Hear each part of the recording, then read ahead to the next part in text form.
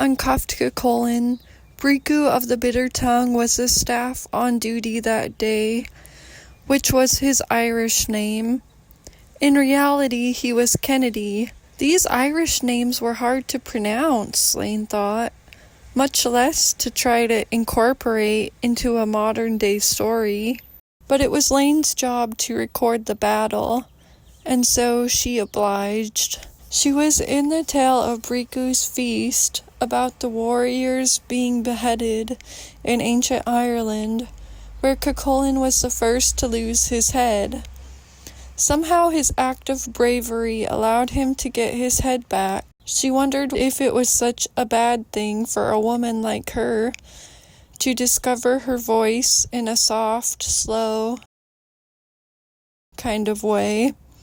A me non è piaciuta quella storia che non rispecchiava la realtà.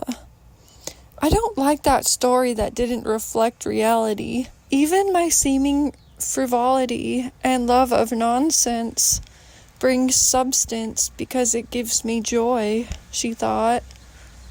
There is enough sadness and fear in the world already. Hey, can't refuse a feast one's been invited to, Cuchulain said, shrugging. That's another rule of Geasa, he said, winking at Laine, and she thought he definitely turned back to Max in that moment. Laine took another sip of her Guinness. Your story is full of taboo, he said. You're very superstitious. So were my ancestors, Laine thought, and considered herself somewhat of an old soul. The earth itself is very old, but every spring it is reborn again. In Bricu's feast, Curoi, disguised as a giant curl, challenged the three warriors to behead him and be beheaded in return. Must have been the new youth and the old youth in love with the same girl, Laine thought. At least that's what it reminded her of. Laine had to admit some of these Irish stories were a bit mad. In this tale, Cuchulain was the only one who passed the test. Since he was the first to offer his head, he got to keep it. Laine wondered what this represented in real life, maybe keeping one's composure in tough times. Someone's head was on the line, definitely. It might be her own, and she wondered if her ego was getting in the way again. She was brilliant, but sometimes blunt and undiplomatic. I think I'm entering my rich girl era, Laine said. How is that possible? You don't even know how much you're going to earn in the next term, Mom said. Well, I feel rich, Laine thought. There was always the possibility that her closet hobby could turn into her business. That night before she dreamt there was a fire, the walls of the house fell apart as if they'd come unglued and collapsed. But then someone, a man, put them back up like they were brand new. Snitch era, more like, Bricu said, which was Kennedy. You like low-key unalived him, Laine said as she watched him take Cuchulain's head off. I guess there's power in telling the truth, she said. Laine wished Cuchulain was as generous with his heart as his head when it came to her, but he cared too much about his reputation. Laine thought many people these days made mistakes in love by not following their heart. They thought too logically. She was perceived as uncool by the others. In school, she sometimes sat with the smart kids, but felt most at home with the weird kids.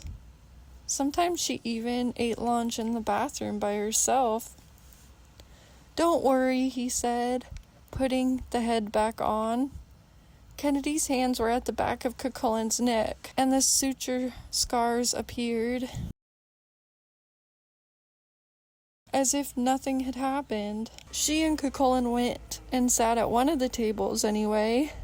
Maeve and Allele were not present that day, but Maeve had her flock of flying crows flying over the hole in the roof. Laine wondered what these ravens symbolized, if anything, and decided to cheer herself up with the expectation of a positive outcome. You know, before the crowbar was invented, crows had to drink at home, Laine said. The raven stiffened like a blade, then flew off. Tough crowd, she thought, thinking about her students sometimes. Very serious. She was like a fingerprint they smudged, but she kept staying. This could lead to bigger possibilities in my life. It's worth sticking out, right? She guessed she would see. Just do your part and surrender, she told herself.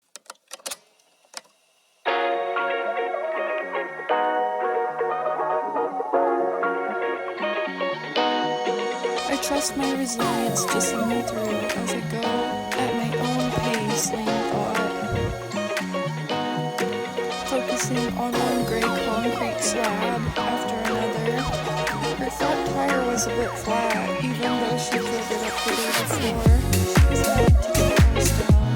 This is me, a bit of a mess, but doing the best I can. In her dream, she was playing soccer. It was fun. There were a lot of other people. She felt like she was so close to the goal, but she couldn't get up. It's like her legs were broken. So she crawled as fast as she could. I'm not sure if I scored a goal or not, but eventually I will. At work they were taking pity on her and letting her be with the nicer class next semester, the one that didn't have the girls that always complained about their teachers. Lucky loner, a sticker said on the bridge. I am the story magician, she thought.